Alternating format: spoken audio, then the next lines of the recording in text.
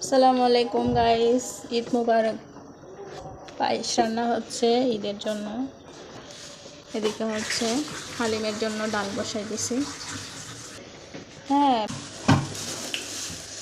হালিমের butter দিচ্ছি।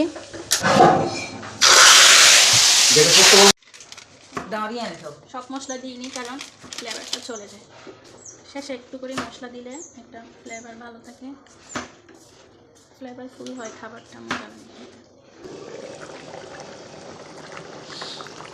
বিরিয়ানি রান্নার জন্য মাংসটা আগে রান্না করে নিচ্ছি। গরুর মাংস দিয়ে বিরিয়ানি বানাবো আজকে।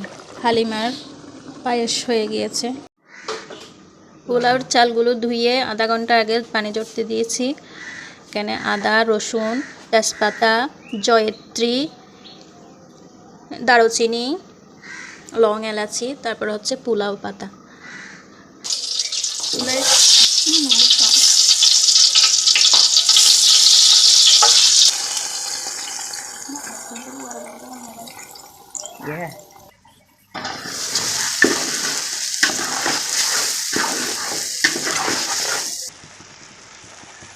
মাংস ডালে দিচ্ছি। নিচে দিয়ে তাবা বসাই দিতে হবে। তাবা বসাই দিলে আর লাগবে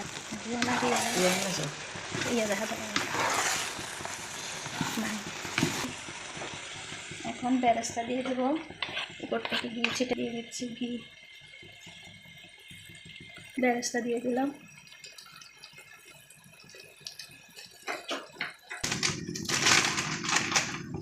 একটু করে গুঁড়া দুধ ছিঁড়ে দিচ্ছি।